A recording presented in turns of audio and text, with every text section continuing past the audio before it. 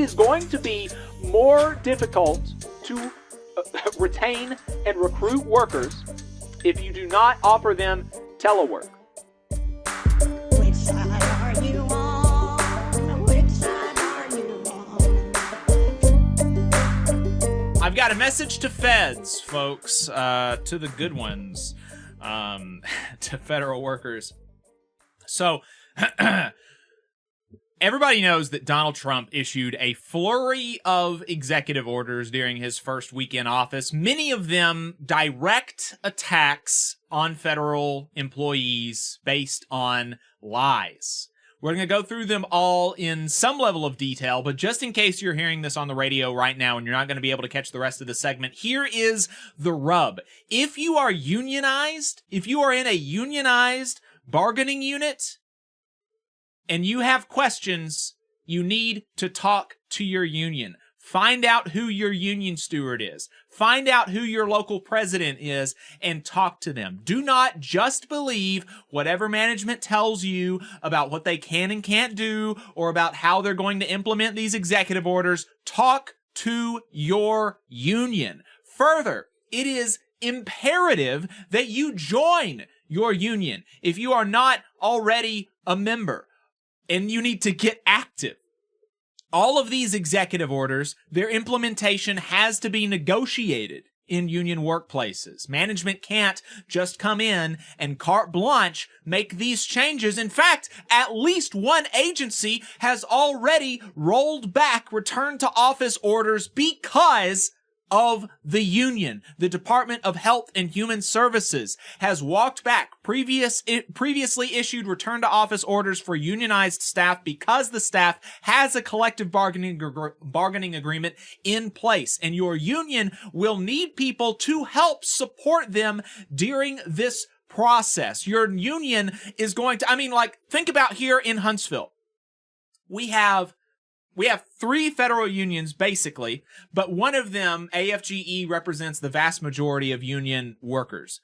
AFGE represents like 10,000 workers in nearly 30 bargaining units.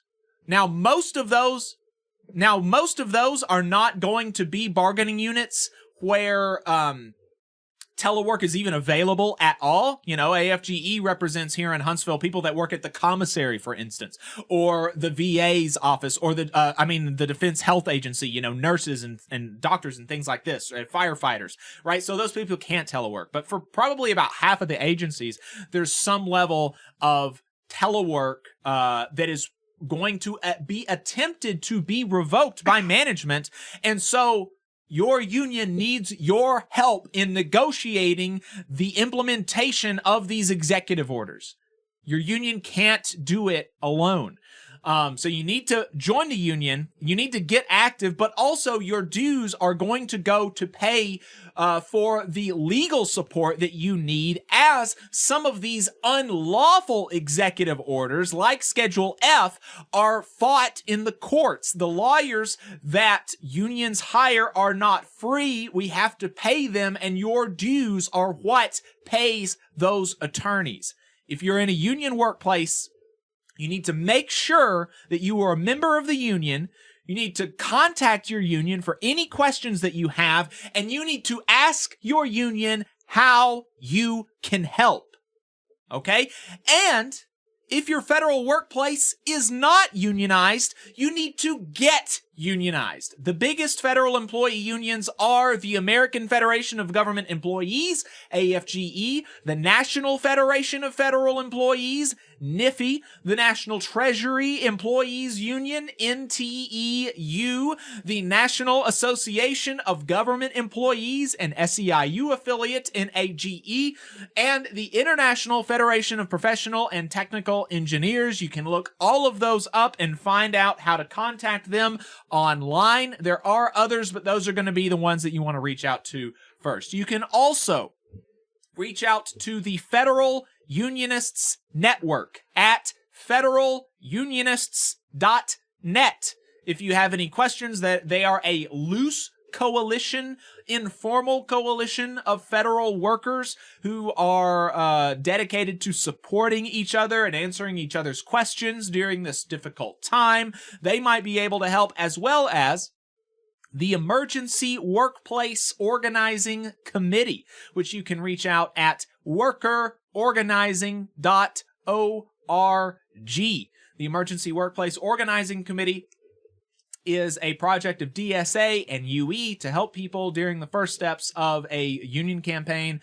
They've been very effective, and so you should reach out to them if you're in a non-union federal workplace and you want to get organized. Okay, so there's basically the rub. And I want to help you understand why they're doing this, why they are doing these attacks on federal workers. And it's going to sound hyperbolic, but it's true. The reason is that they hate you, right? Okay? These people hate you. Just look at the person that they want to head the Office of Management and Budget, which is basically the agency responsible for leading the other agencies. Russ Vought, a key architect of Project 2025, which I was told that Donald Trump denounced, and that we all had to pretend it was some Democrat conspiracy theory to say that Project 2025 is a problem and is what Donald Trump wants to do. I was told that we had to pretend that wasn't the case. Well, now the pretending is over. Russ Vought has been nominated to head the Office of Management and Budget, which is the agency responsible for leading the other federal agencies, who, by the way, also refused in his Senate confirmation hearing last week to confirm that he would follow the law and expend funds for the purposes that Congress appropriated them for. He would not commit to expending funds in the way that Congress appropriated. Okay. But I'm getting off track. He hates you. In speeches over the last 2 years that have been uncovered by ProPublica, he said that he wants to put federal employees, quote, in trauma, to the point that they no longer want to go to work. Here's a quote. "We want the bureaucrats to be traumatically affected. When they wake up in the morning, we want them to not want to go to work because they are increasingly viewed as the villains. We want their funding to be shut down so that the EPA can't do all of their rules against our energy industry because they have no bandwidth financially to do so. They don't believe that we should have an environmental protection agency. They don't believe we should have a Consumer Financial Protection Bureau. They don't believe that we should have a Federal Trade Commission, an Office of Safety and Health Administration, a Mine Safety and Health Administration. I'm sorry, OSHA is Occupational Safety and Health Administration. They don't believe that we should have a DOL, Department of Labor, that regulates child labor. They certainly don't believe that we should have an Equal Employment Opportunity Commission. They don't believe that we should have a post office. They want to privatize Veterans Affairs. It's all about making somebody besides you a little bit richer. It's so that people like Elon Musk and Jeff Bezos can add a zero to their bank accounts. That is why they're doing all of this. And I want to go through some of these executive orders. The first one is the hiring freeze. The rationale, obviously, behind the hiring freeze is that there's just too many freaking federal workers.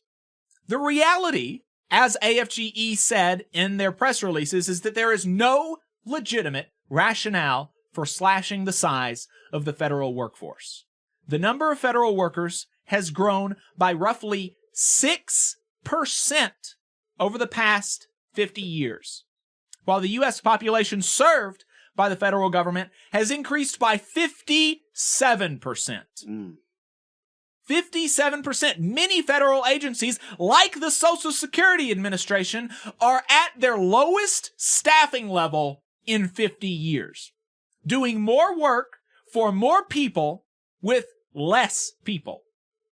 Meanwhile, again, as AFGE points out, spending on the vast shadow workforce of federal contractors has ballooned to account for more than 11% of the federal budget, nearly $760 billion annually, while just 4% of the budget goes to pay federal workers. If you cut every single federal government job, you would only save $4 0.3% of the budget.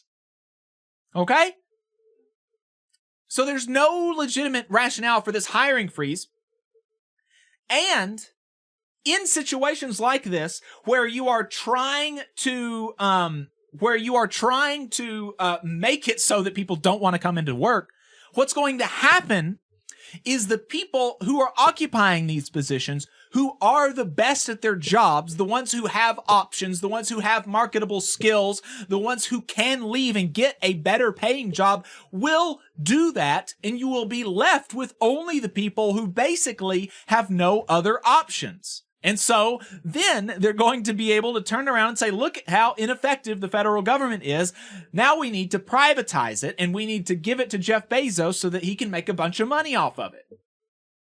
In addition to the hiring freeze, Trump has also paused funding to medical research, meaning that folks volunteering for potentially life-saving cancer medicine trials will not be able to get access. The United Auto Workers, which represents 5,000 fellows at the National Institute of Health, has said these include a communications blackout, canceling all meetings, a travel ban for employees, strict limitations on spending research funds, and a complete hiring freeze. UAW 2750 members are researchers who work at NIH facilities in Maryland and in other states, and their research addresses the nation's most pressing medical and public health issues, including fighting cancer, infectious disease, Alzheimer's disease, and much more. These freezes are already causing research at the NIH to grind to a halt. The Trump administration is also preventing the NIH from processing research grant proposals that fund research at universities across the country. Any delays in research progress will have impacts on the country and for the American economy,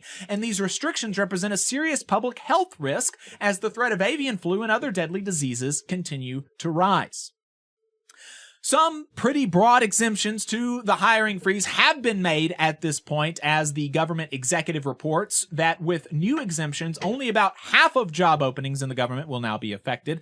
They say that the Defense Department is so far exempting all of its civilian positions from the freeze. Those exemptions, as well as the carve-outs for positions related to distribution of benefits to veterans, Medicare recipients, and Social Security recipients, will allow large swaths of the federal government to continue hiring. In guidance on the freeze, the Office of Personnel Management, Matthew Veith and Charles Ezel, the acting directors of the Office of Management and Budget and the Office of Personnel Management, respectively, informed agency heads they could exempt any position tied to, quote, essential activities that protect life and property, similar to those exempted during government shutdowns.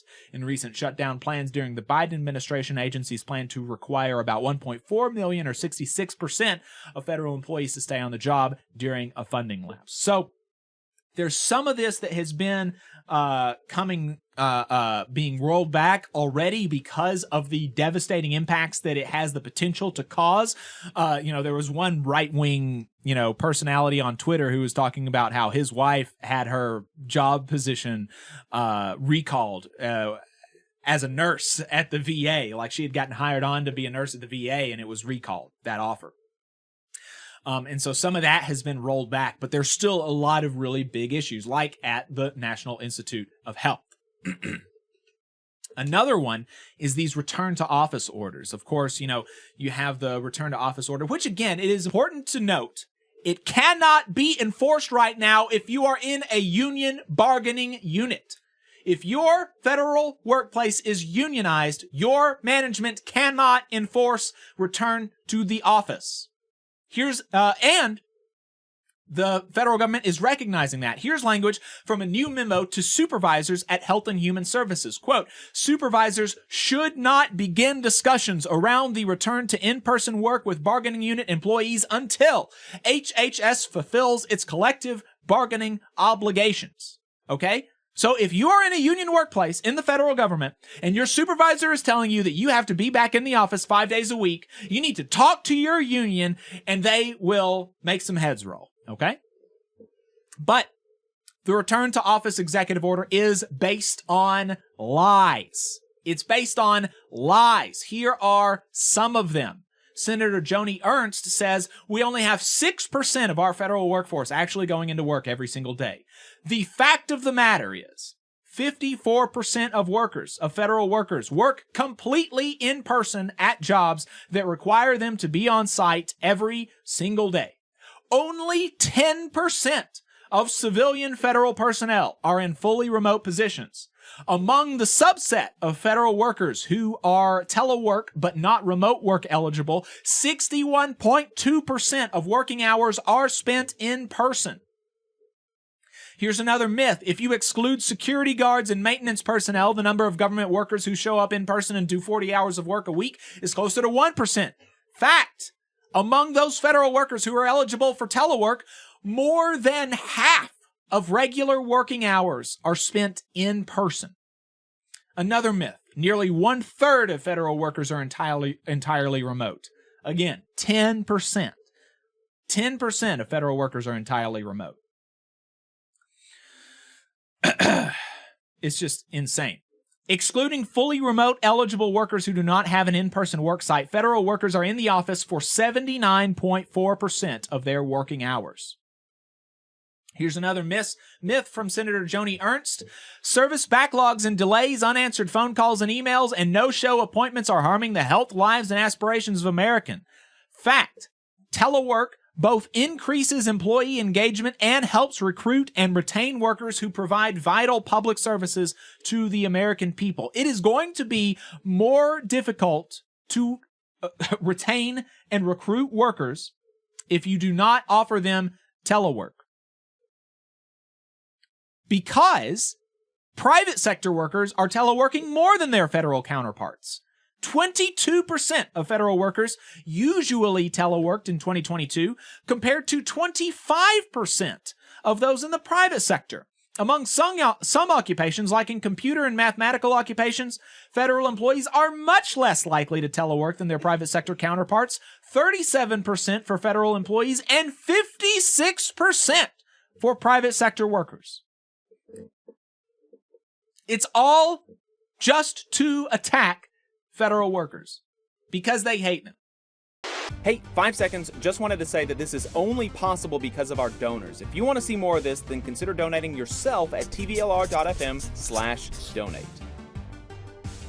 Let's finish this with these attacks that Donald Trump is putting out on federal workers. Another really big one is Schedule F. And so what this is we know, or at least it makes sense, that there are going to be political appointees that the president gets to appoint outside of the merit system to basically push for his agenda in the federal government, right? And that makes sense, and that's always been the case. We've always had political appointees. Of course you have at the top, the secretaries of these departments and stuff, but you've got just a whole consortium of these types, like thousands of political appointees in the civil service working for the federal government already.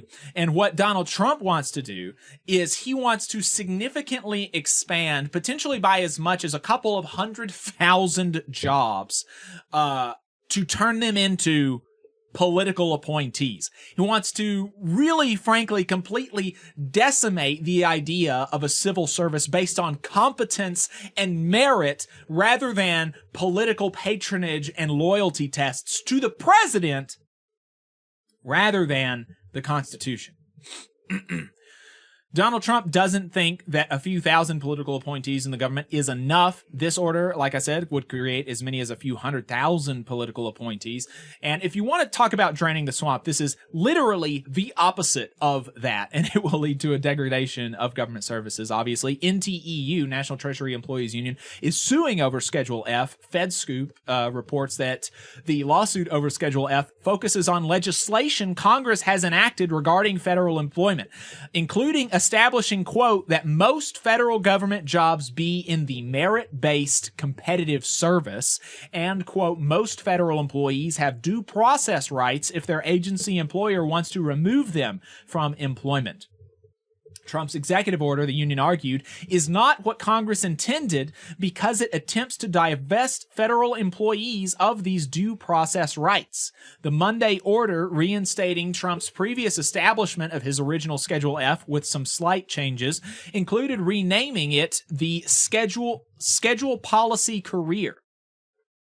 That order is aimed at reclassifying certain employees who are part of the federal civilian workforce and, quote, policy influencing positions as at-will employees, making them easier to dismiss. NTEU National President Doreen Greenwald said in a Tuesday statement that the order is, quote, a dangerous step backward to a political spoils system that Congress expressly rejected 142 years ago, which is why we are suing to have the order declared unlawful, end quote. In addition to declaring the order unlawful, the union also asked the courts to enjoin Trump from enforcing it and enjoin other government officials from applying with it. Just to give you an idea of the scope of this, the Office of Management and Budget, when they previously issued a Schedule F order, they attempted to classify 88% of staff at the Office of Management and Budget as political appointees. So that's the kind of stuff that you could be looking at from this, I would argue, illegal executive order. And we'll wrap up on the DEI stuff. And, you know, longtime listeners of the show will know that we have been critical of some parts of these corporatized and frankly bastardized DEI sorts of efforts as basically a cover-up for corporations to try to give themselves brownie points and puff pieces on MSNBC and stuff like that without actually doing anything to support underserved communities. I mean, right now, Costco is just such a good example of the things that we have been critical of in the, quote, DEI space, right? They are right now making a big deal about, look at how great a company we are because we are keeping our DEI programs at the same time that they are refusing to seriously negotiate with the Teamsters, who represent 18,000 Costco workers nationwide, even as last year they made record profits, $7.4 billion in profits. And they are refusing to negotiate seriously with the Teamsters. They are also union busting in places where the Teamsters are trying to organize more Costco workers. They are trying to dissuade workers from joining the union. And so, you know, look, this Robin DiAngelo white fragility stuff, you know, I've always thought that was bad, and you can check the record on that, okay? And I continue to think that that's bad, and I have no doubt that there are some portions of that there are some similar programs in the federal government that it would not be bad to eliminate. But, one, for workers who were hired in DEI offices that are in jobs that are now no longer available because of this executive order, it is only right that they be hired in some other post that they are qualified for, and I believe that our unions will fight for that. I mean, that's just basic decency. They applied to these positions in good faith to serve the American people, and whether or not you believe that that job is the best allocation of our money or not, they did that and they were hired, and I believe it is only right that the government as an employer make a place for them or put them in an available place where they can continue to serve the American people. And two, even as I have all these caveats and throat clearing about how I've been critical of DEI programs, and I think that a lot of it is just dressing to make employers look better, there's a lot of important stuff that the government does need to do to specifically address the needs of marginalized communities. I mean, one of the effects of this executive order is that anything that was tied to, quote, environmental justice is now reportedly on the chopping block. And folks, communities of color have historically been more likely to face pollution, etc., than white communities, and that is not an accident. If we cannot address that as a government, that's a problem, and that will make a real material difference, which is what I care about, for the worse in the lives of many families. And same with highways. You know, Buttigieg talked about the issues of racism in road constructions, and conservatives mocked it, but you can only do that if you literally don't know anything about the history of the construction of highways in the United States. It completely destroyed several thriving black communities all across the country, and we should be able to say that in the government today, and we should be able to create programs to specifically address harms that the government caused.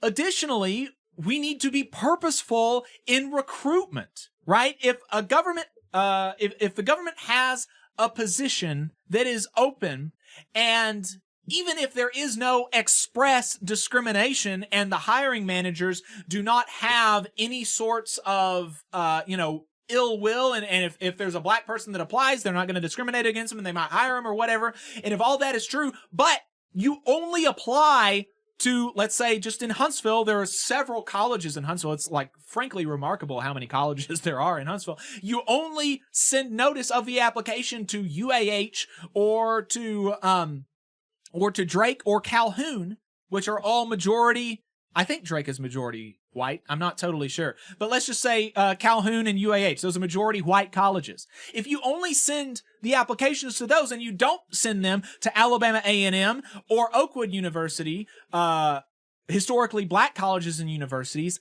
that is like basically discrimination, because you are going to decrease the pool of available applicants. And that is one of the things that people in these DEI offices have done. They have been purposeful in making sure that recruitments are being sent out to black and other communities and not just white communities, right? DEIA offices, diversity, equity, inclusion, and accessibility offices, are also responsible for ensuring that disabled veterans and others have proper accommodations so that they can perform their jobs, right? And so all of these things are real and important that are being these are the baby that are being thrown out with the bathwater of some of the potentially problematic versions of DEI that have gone on. And the people that it's just so frustrating seeing people who don't know anything about actually what happens in these offices celebrating it and not knowing actually what the results are going to be. And also, it is extremely funny that the rationale for the elimination of the DEIA offices are blah, blah, blah. We want to make sure that we hire people based on merit. We want to hire people based on merit rather than skin color or whatever the heck. And also, literally the same day, they issued an executive order so that they could hire tens of thousands, hundreds of thousands of people based on political allegiance rather than merit, right? That wasn't an accident that I juxtaposed Schedule F with the DEI stuff, okay? So, it's just such a farce, and you are totally smooth-brained if you believe that what they actually care about is making sure that people are hired based on merit rather than skin color or whatever. That's obviously not what they care about. What they care about is just degrading the quality of jobs in the federal government and doing everything that they can to get their lackeys into the government. Yeah, I absolutely agree. And I wanted to just kind of extend on that point you're making about the material impact, because, and I think Sam Sachs made this point on Means Morning News yesterday, but these actions from the Trump administration, these attacks on DEI and the offices and the workers involved, the programs, will have a worse material impact than anything these folks can point to DEI itself having on working class people, right? And remember that the working class is the most diverse class, right? Working class folks, by and large, are much more diverse than the upper class in our society. So when we talk about working class people, we're often talking about black and brown folks. We're talking about Asian folks and Hispanic folks and women and people with disabilities, and these are all folks that are going to be negatively impacted by these programs being cut, these offices being attacked, these workers being laid off, or the attempts to lay them off. But that's my experience with it. I've encountered DEI type programs out in professional settings, out in workplaces. I've attended workshops in that vein, and you take what you want out of it. In my experience, the only people who seem deeply offended by it are the most mediocre ass white folks you can run into. Just to be blunt with it, it's people who feel like they have been passed over because of their white skin and have some sort of grudge about that. And if I'm not mistaken, I believe Project 2025 was pretty explicit in going down that road, that they wanted to argue DEI was a discrimination against white folks. Mm-hmm. And, that's just totally ridiculous. It's just totally ridiculous. And I don't know how to really wrestle with the fact that there are folks who believe that. I'd be curious to hear the explanation and the logic behind it. I don't know if there is much, but it's a real concern, because I think it's going to negatively impact the entire workforce. It's not just, the racial minorities and marginalized groups who are going to be negatively impacted. It's everybody. It sets a dangerous precedent. And, there is benefit from diversity and equity and inclusion. I don't know why that's suddenly controversial. These programs were not particularly controversial up until pretty recently, right? I mean, sure, you've always had folks griping about it, but they've become a political buzzword. It's become a political buzzword. It's I think, to your point earlier, a lot of people who are talking about it don't actually know what it is, and what it is that they're mad about, and what it is that they're attacking. Because, I would love to see evidence that there's some, dastardly plots behind all this, that DEI offices are having some negative impact on people. If that can be proven, I'm open to hear it, but I've just never encountered that. I mean, at most, it's some, human resources kind of mixed with neoliberal claptrap. I get it. It's not all great. But these kind of things vary in quality anyway. Any kind of training, right, any kind of office, any kind of initiative, right? It's all going to vary in quality. So if you want me to believe there's been some bad workshops offered, some bad consultants hired over the years, I can believe that.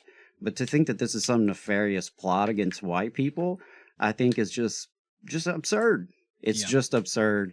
And it's a shame that federal workers, that any working class people are going to have to deal with negative consequences for this kind of BS.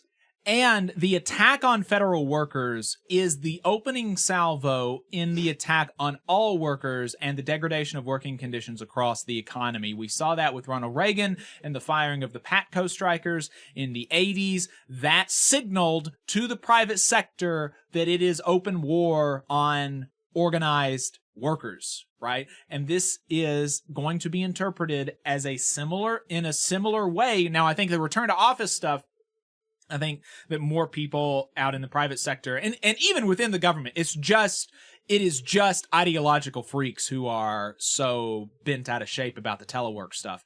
I think that most people, even in business, recognize the value of telework and that I don't think that's going anywhere, at least in the private sector. But, some of this other stuff, degradation of working conditions, is definitely going to be, done in the private sector.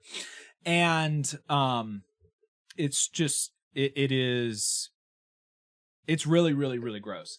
And seeing people fall for it is really gross. This is a comment that's kind of related to this. Mark in the chat says, Doge can cut out $2 trillion in government spending each year, which will turn the tide of government spending so the government will take in more than it spends.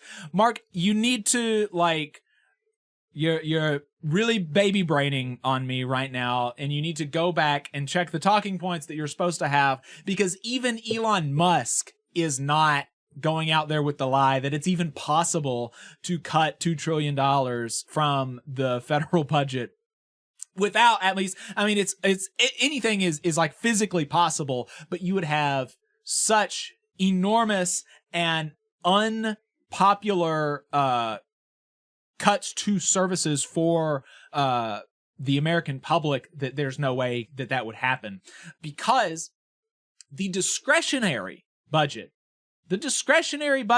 is only something like $1.7 trillion.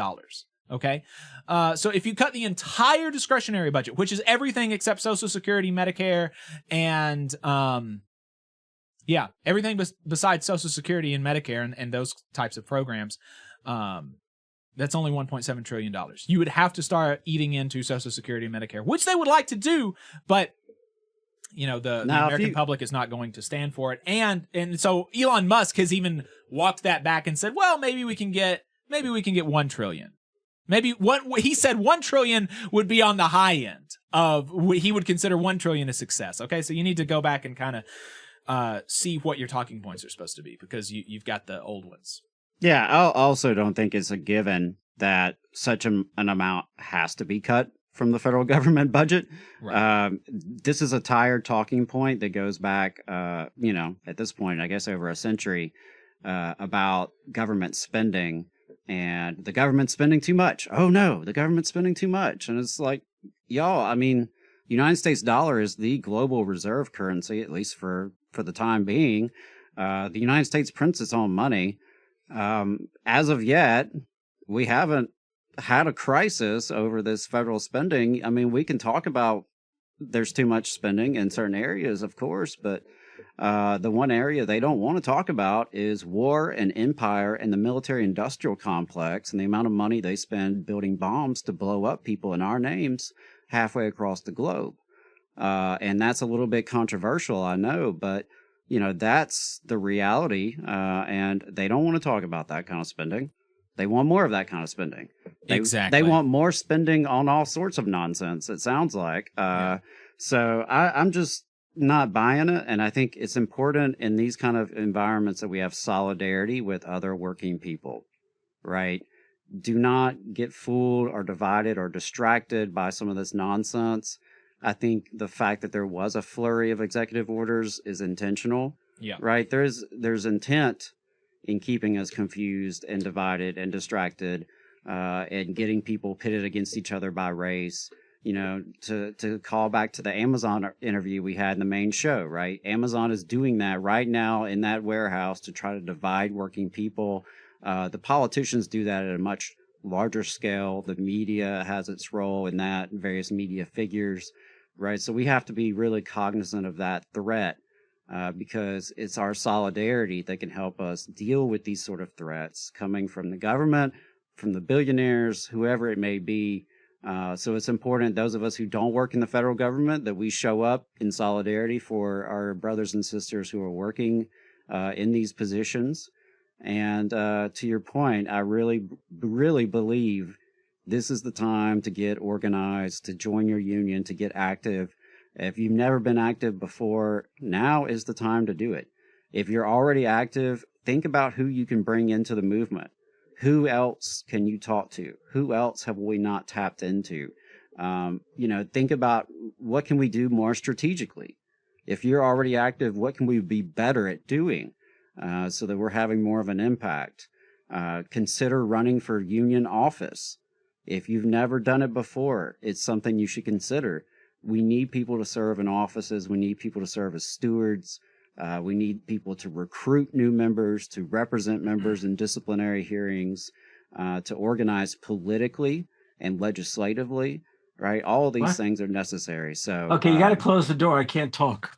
So yeah, just wanted to throw that in there, and appreciate your response and giving a message to federal workers. I know that's more your wheelhouse than mine, but tough times ahead, and solidarity is going to be our best resource.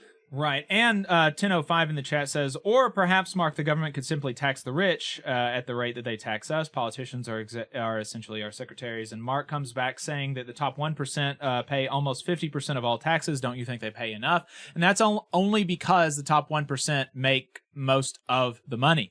The top 1% do pay a lower effective tax rate. I mean, you've heard of the Warren loophole. He pays less, a lower effective tax rate than his secretary. And so, if you're blind to that reality, it's really difficult to kind of know what to do or where to go with the conversation. I don't think there ought to be such a thing as a billionaire, personally, but that's another Confiscatory conversation. Confiscatory taxes. Once you've hit $1 billion, you don't get any more money. That's my view. You just saw a clip from the Valley Labor Report. We are live every Saturday morning from 9:30 a.m. till 12:30 p.m. And we pride ourselves on keeping all of our content free to everybody so that we can talk to as many working folks as possible. If you support the work that we're doing, you think that it's important, you think that it's good, then consider making a monthly contribution to the project, and you can do that on our website, tvlr.fm.